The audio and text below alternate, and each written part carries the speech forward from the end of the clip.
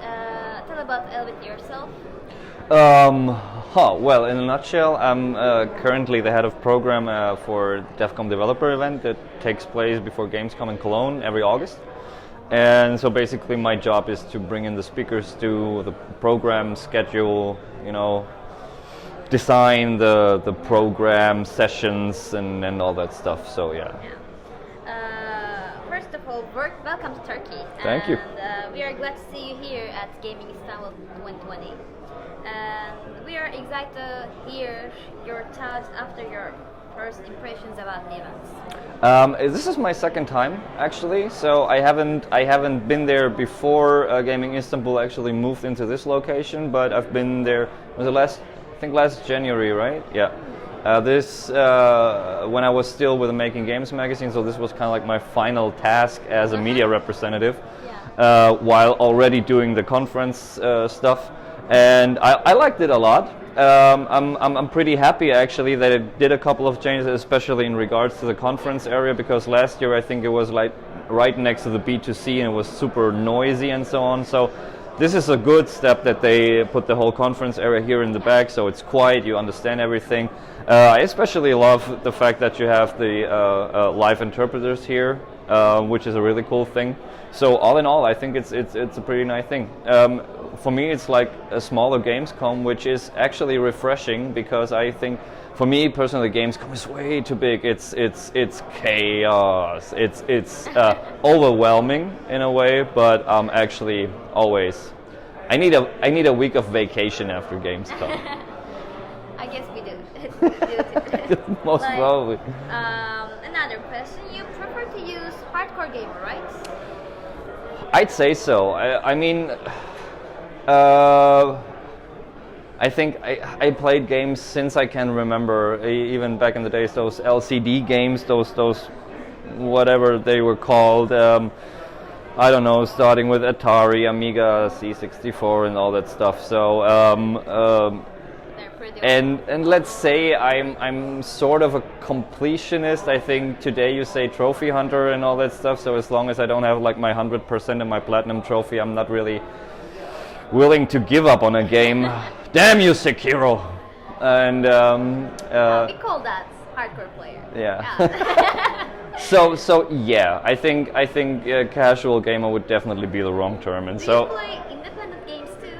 it depends. Yeah, I kind of like play every game as long as I find the time. I do admit that I'm more likely to play more AAA games, bigger productions. But whenever I find the time to sneak something in, then I'm absolutely glad to do that. There's so much really cool stuff out there. And I mean, especially, this is what I love indies about for. They have so many ideas that you simply do not find in AAA, Yes. because it's nothing for the mass market or whatever. And it's so refreshing. This is also what I like about the indie guys here. Last year already was super. I'm in the indie jury actually, so I have to play through another 34 games before 7 o'clock, which might get tough. But the two that I already played, it just shows how much creative potential there is, and this is what I love about the indies, Would you tell us the difference between the hardcore gamer and the other gamers?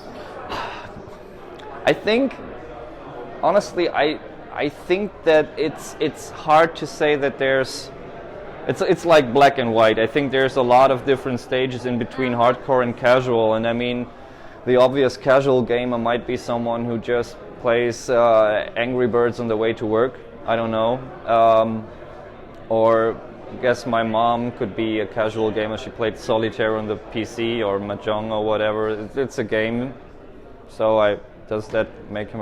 I don't know. But for example, as a hardcore gamer, I would definitely describe people who, kind of like have their suffer is a good word.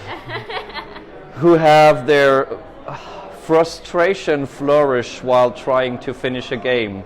I think hardcore gamers for me are people who just are willing to dive into a game, get deeper into game mechanics, try to perfect the way they play, esports clearly, people who I wouldn't say not only do it for fun, but they also have ambition. They actually like the challenge, and I think this is what you can say about most of the. If you take casual games or hardcore games, I guess hardcore games in a lot of way are more challenging if you take the ones like the Soul series. But then you have like games in between, like I think Overwatch is a good example. You know, I think Overwatch was a game that could be played by even more casual players. But if you wanted to get into the whole thing really deep, you were able to. I mean, it's like the typical Blizzard formula, you know, easy to learn, hard to master, and yeah. Actually, after this, there is one more important question. Like, well, as independent developers, for us, there's something really important that we have to ask guys like you, hardcore gamers. Like, how do we just target hardcore gamers as our player base? What should we do for you? How do we design for you? That's a tough one. So to a certain degree, I can also only guess because I never developed the game, or even had to publish a game. But I mean, from my time around developers, the one thing that I learned is, first of all, do your market research. I mean, especially before you start developing a game, you know, does your idea make you end up in an overcrowded pool of games where it's really hard to stick out? I think basically one rule for creating a hardcore game is you need to find your niche, you know? Yeah. For example, I mean, there's a lot of studios who focus on RTS games, you know, and they make it their thing, and they gather more and more experience. And the one thing with hardcore gamers against casual gamers is your target group is automatically smaller. But if you manage to come up with a good idea, if you manage to polish your game so that it works, ideally work with this community. I think it's even more important to get in touch, stay in touch, and work with the community that you are targeting and that you build, to work on your product, polish it, you know, and because they are the ones you make the game for, and they can be super unforgiving, you know, because, and I don't mean that in a bad way. They're friggin' geeks, you know. This is like they, really critical. Yeah. At the end of the day, they might actually know this product better than the developers themselves, you know. And this is what sometimes is really scary. So how much time do you put in there? I mean, this is like people who create spreadsheets to compare numbers and min-maxing and all that stuff. On the other hand, those are the people who can get really, really valuable information from, because they don't just play it on the side. They really get into the topic. They really want to understand it. They want to master the game that they play. And I think it can be super challenging. As I said, to a certain degree unforgiving, but on the other hand, really, really rewarding. You know, if you manage to build up a nice community. Yeah, but it's a really general question. Like, what exactly the hardcore gamers are expecting from the developers? What kind of experience? What kind of? I'm not sure. That is a tough one. And again, I can only guess, but because we are taking a huge amount of risk while creating a game for hardcore gamers. Yes. And we want to make them happy with our product. Yeah. We are not sure if they are going to like it or they are just going to stab us. I'm not sure. Well, so the expectations are pretty important, so I would like to ask that one to you. Let's say communication is the first thing. Be transparent. Whatever product it is you're talking about. And prove to your community that the stuff that you're working on, you do it by heart. It comes from the heart. You put in a lot of passion, and you're actively trying to make it a really great product. That said, I think it depends on the situation. I mean, this is like when you just look at the way Dark Souls, or back then Demon Souls, actually started to influence a whole new genre by now. I guess nobody expected it. You know, if you have a great idea and if you find the right way between challenge and being unfair, I think that is something super important. You can make a game really hard, but it's not really a challenge per se. You know, by just turning up the knob. It's hard because I couldn't say if there's like a formula for for creating a hardcore game. I think basically it's the idea that you have, the concept behind it, and how you actually manage to realize it. I know there are no formulas behind it, but still it's cool to hear this side of you. I mean, cool to hear what you're expecting, like the communication, the transparency. These are important stuff to hear. Yeah. And I mean, again, when I look at the more hardcore games that I've played over the last years, I think if it wasn't a sequel of an already known brand, I think it was always games that I did not expect to a certain degree. Does that make sense? You know, suddenly they were there. For example, what is a good example? Dead Cells is a good example. I think this game can be super hardcore.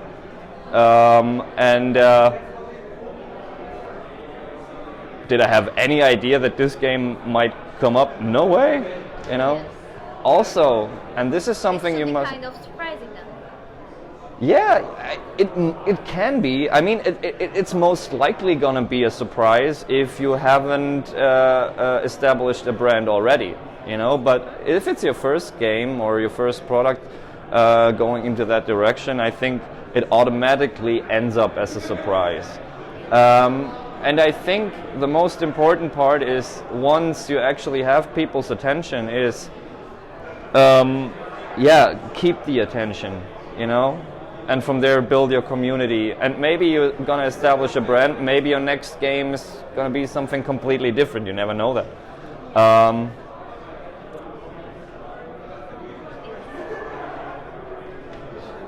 Sometimes I think to a certain degree you also need to be careful while developing a game that is supposed to be hardcore. It's like developing a game, I think to a certain degree, that is supposed to become an esports game, you know? When you look at a lot of those games that actually became esports hits, they weren't, I think back in the days nobody had the idea that those games will end up as actual esports hits. Can you please give an example? StarCraft. Yeah, StarCraft. StarCraft became a worldwide phenomenon, and I think it was a totally different story with StarCraft 2 because Blizzard already knew that they have an audience for that. For example, take World of Warcraft isn't esports, but for example, Magic, for example, Hearthstone, or the classic of all the classics, Counter-Strike. I mean, I remember when we still did local area network parties, you know, at a friend's place every half a year, and somebody came up with this mod for Half-Life, which was called Counter-Strike, and that this mod would evolve into a game of that magnitude on a global scale. I think no one from the guys that actually produced this mod for Half-Life, maybe as a joke, maybe as, you know, as a hobby, I think they did not expect that. And I guess it's finding a bit the middle ground between just doing a really cool product, bringing a great idea to life without trying to forcefully push it into a certain direction. And as I said, listen to the community. I mean, you never know what happens once you start a project.